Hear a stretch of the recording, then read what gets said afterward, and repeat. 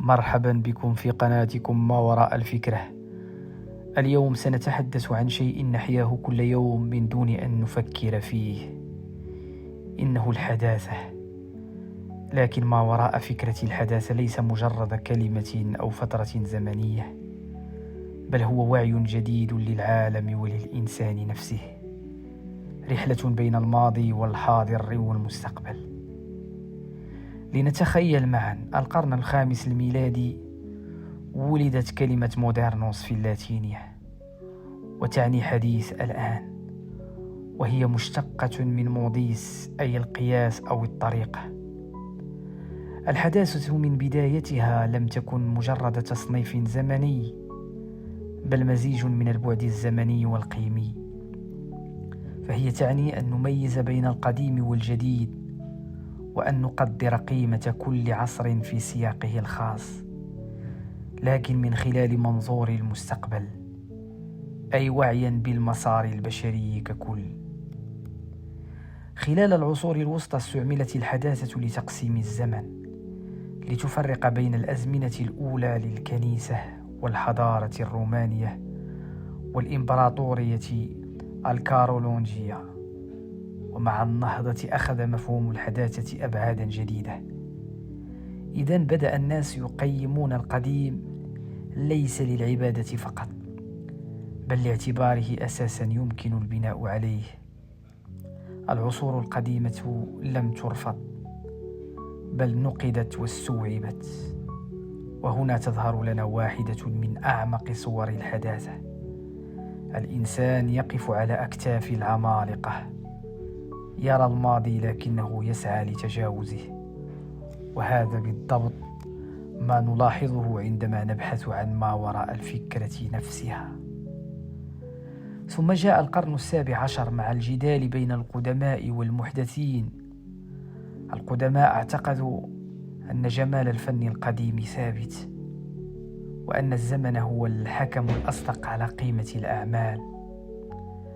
أما المحدثون فاعتبروا أن الإلهام الراهن والتقدم العلمي والاختبارات الحديثة يمكنها أن تتجاوز القديم.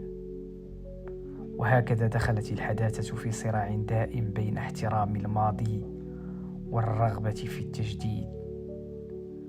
ومن هذا الصراع ولدت مفاهيم التقدم والمعاصرة. أن تكون حداثيا يعني أن تكون في زمنك، ومع تقدم المعرفة تسهم في التطوير المستمر للعقل والفكر. مع القرن التاسع عشر بدأت الرومانسية والحداثة الحديثة تظهر، لكنها لم تعد ضد القدماء، بل ضد الحاضر الراهن لكل جيل. الجمال لم يعد مطلقا وأزليا، بل أصبح نسبيا وتجريبيا يعتمد على التجربة الفردية والتاريخية. الفن الحديث بدأ يؤسس قيمه الجمالية بنفسه، بعيدا عن التقليد أو السلطة القديمة. هنا نصل إلى النقطة الجوهرية لما وراء الحداثة. الحداثة ليست مجرد تاريخ أو فترة زمنية، بل وعي بالزمن، بالاختلاف، وبالذات الإنسانية. من النهضة إلى الرومانسية، ومن جدال القدماء والمحدثين إلى الفن الحديث، نتعلم أن الإنسان دائما يسعى لتجاوز ذاته، لإعادة تعريف جماله وفهم العالم من حوله، وفهم نفسه في الوقت نفسه. إذا أردنا أن نلخص، فما وراء الحداثة تكشف لنا أن كل عصر يرى نفسه جديدا، وكل جيل يضع لنفسه معيارا أعلى، وكل فكرة حداثة هي دعوة للتفكير، للتساؤل، وربما لإعادة بناء كل شيء من جديد. الحداثة إذا ليست مجرد تاريخ، بل رحلة وعي مستمرة.